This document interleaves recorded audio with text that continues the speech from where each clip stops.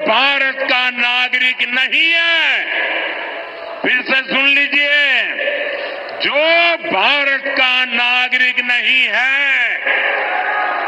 जो घुसपैठ करके आया है, उसके साथ भारत के संविधान के तहत न्याय सम्मत कार्रवाई होती रहेगी। আচ্ছা, আপনারা প্রধানমন্ত্রী নরেন্দ্র মোদীর মুখ থেকে শুনতেই পারলেন, যেখানে মোদী সরকার পরিষ্কারভাবে বলে দিয়েছে যারা অবৈধ অনুপ্রবেশকারী রয়েছে এবং অবৈধভাবে আমাদের ভারতবর্ষের বিভিন্ন রাজ্যে ভারতের যে ডকুমেন্টসগুলো রয়েছে, যেমন Aadhaar card, voter card, PAN card, ration card, এই সমস্ত যে নথিপত্র সেগুলো ভুয়োভাবে তৈরি করে বহুদিন ধরে ভারতের বিভিন্ন রাজ্যে বসবাস করছেন, সেই সমস্ত অবৈধ অনুপ্রবেশকারীদের কিন্তু এবার এক এক করে ধরা হবে এবং সমস্ত কিছু যে নথিপত্র সেগুলো কিন্তু বাতিল করে দেওয়া হবে। আপনারা শুনেই থাকবেন যে বিহারে নির্বাচন কমিশনারের তরফ থেকে ভোটার কার্ড ভেরিফিকেশন প্রক্রিয়া অর্থাৎ SIR শুরু হয়েছে, যেখানে এখনও পর্যন্ত 35 লক্ষেরও বেশি ভুয়ো ভোটার কার্ড কিন্তু বাতিল করা হয়েছে। সেখানে অবৈধ অনুপ্রবেশকারী রয়েছে যারা বাংলাদেশ থেকে এসেছে, মায়ানমার থেকে এসেছে, রোহিঙ্গা রয়েছে যারা, এবং নেপাল থেকেও প্রচুর পরিমাণে লোক এসে বিহারে বসবাস করছে।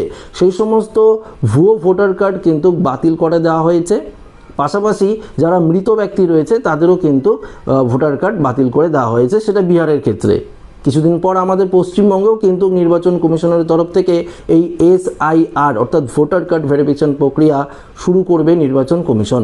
বিহারের মতো একই রকম প্রসেস সেখানে হবে, অর্থাৎ আমাদের পশ্চিমবঙ্গ হবে। যে পশ্চিমবঙ্গেও প্রচুর পরিমাণে ভুয়ো ভোটার কার্ডধারী রয়েছে অবৈধভাবে বাংলাদেশ থেকে বা এদিকে মায়ানমার বা নেপাল বা বিভিন্ন জায়গা থেকে আমাদের পশ্চিমবঙ্গে এসে বসবাস করছে।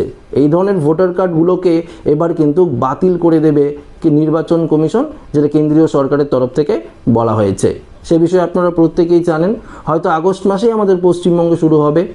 তো মোদী সরকারের তরফ থেকে এই বিষয়ে পরিষ্কারভাবে জানার অর্থাৎ বলে দেওয়া হয়েছে যারা অবৈধভাবে অনুপ্রবেশকারী রয়েছে সেই সমস্ত অনুপ্রবেশকারীদের বিরুদ্ধে কিন্তু এবার কড়া ব্যবস্থা নিতে চলেছে কেন্দ্রীয় সরকার। অর্থাৎ ভারত সরকারের তো বিভিন্ন রুলস রয়েছে, সেগুলো মেনে যদি আপনারা ভারতে আসেন তাহলে আপনারা এখানে থাকতে পারবেন।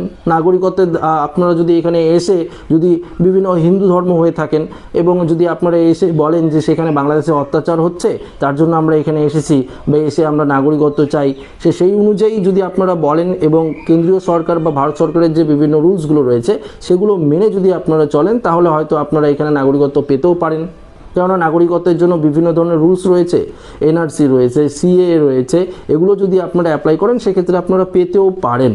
তবে যদি আপনারা ধরুন ভিসা বা পাসপোর্ট বানিয়ে 2 বছর বা 3 বছরের নামে এখানে চিকিৎসার নাম করে ভারতবর্ষে এসে আপনাদের ভিসা এক্সপায়ার হয়ে গেছে তারপরও আপনারা রয়ে গেছেন, সেক্ষেত্রে কিন্তু আপনার বিরুদ্ধে কড়া ব্যবস্থা নেবে কেন্দ্রীয় সরকার। এটা পরিষ্কারভাবে আপনাদেরকে আগেই আমরা জানিয়ে দিচ্ছি। আপনারা হয়তো শুনেও থাকবেন যে বিভিন্ন সোশ্যাল মিডিয়ার মাধ্যমে বলা হয়েছে যে যারা বাংলা ভাষায় কথা বলছে সেই সমস্ত বাংলাভাষীদের বাংলাদেশি ভেবে পুশব্যাক করা হচ্ছে বাংলাদেশে। এমনটা কিন্তু নয়, পশ্চিমবঙ্গে বহু লোক রয়েছে যারা বাংলা ভাষায় কথা বলে। তারা কি সত্যি বাংলাদেশি? তারা তো নাও হতে পারে। তারা তো অনেক দিন ধরে আমাদের পশ্চিমবঙ্গ বা ভারতবর্ষে এসে বসবাস করছে, তারা তো ভারতবর্ষ, বৈধ নাগরিকত্ব তাদের আছে। কিন্তু যারা অবৈধভাবে প্রবেশ করেছেন তাদেরকে কিন্তু বাতিল করে দেওয়া হবে সমস্ত ডকুমেন্টস এবং তাদেরকে অবশ্যই পুশব্যাকও কিন্তু করা হবে। সে ব্যাপারে কেন্দ্রীয় সরকার পরিষ্কারভাবে আগেই কিন্তু জানিয়ে দিয়েছে।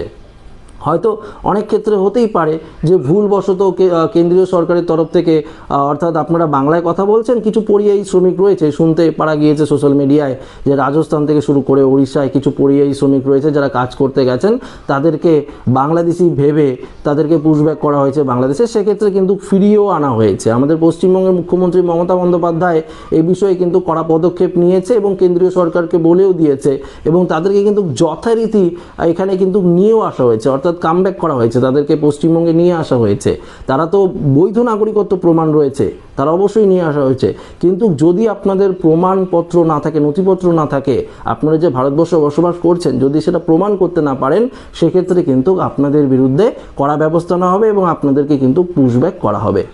এই বিষয়ে আপনাদেরকে জানিয়ে দিই, অবশ্যই যারা বাংলাদেশ থেকে এসেছেন বা যারা মায়ানমার থেকে এসেছেন বা বিভিন্ন জায়গা থেকে এসেছেন এবং এসে ভুয়োভাবে আপনারা এখানে থেকে ভোট দিয়ে যাচ্ছেন বহুদিন ধরে, যখন এসআইআর তৈরি হবে, ভোটার লিস্ট থেকে আপনাদের নাম যখন বাতিল করা হবে বা আপনারা ধরা পড়ে যাবেন, তখন কিন্তু আপনারা একটা সমস্যায় পড়তে পারেন। তো অবশ্যই বলবো, যারা বাইরে থেকে আমাদের ভারতবর্ষে আসছেন, তারা পাসপোর্ট বা ভিসা বানিয়ে যারা আসছেন, তারা যতদিনের জন্য আসছেন ততদিন পর্যন্ত আপনারা ফিরে যেতে পারেন। এবং সেখানে আপনাদের দেশে যদি সমস্যা হয়ে থাকে, অবশ্যই সেই বিষয়ে অবশ্যই কেন্দ্রীয় সরকার, ভারত সরকারকে জানাতে হবে। সে বিষয়ে ভারত সরকারের বিভিন্ন ধরনের আইন রয়েছে, সেগুলো মেনে কিন্তু আপনাদেরকে থাকতে হবে। তো আজকের আলোচনা ছিল এই বিষয়েই, অর্থাৎ অবৈধ অনুপ্রবেশকারীদের নিয়েই কিন্তু আলোচনা ছিল। তো যা এই ভিডিওটা আপনাদেরকে জানালাম। তো আশা করি ভিডিওটি প্রত্যেকের ভালো লেগেছে। ভিডিওটি এখানে শেষ করছি। ভালো লাগলে লাইক করবেন, বন্ধুদের সাথে শেয়ার করবেন এবং নতুন হয়ে থাকলে চ্যানেলটিকে অবশ্যই সাবস্ক্রাইব করে আমাদের সঙ্গে জুড়ে থাকবেন। দেখা হবে পরবর্তী ভিডিওটিতে। ধন্যবাদ।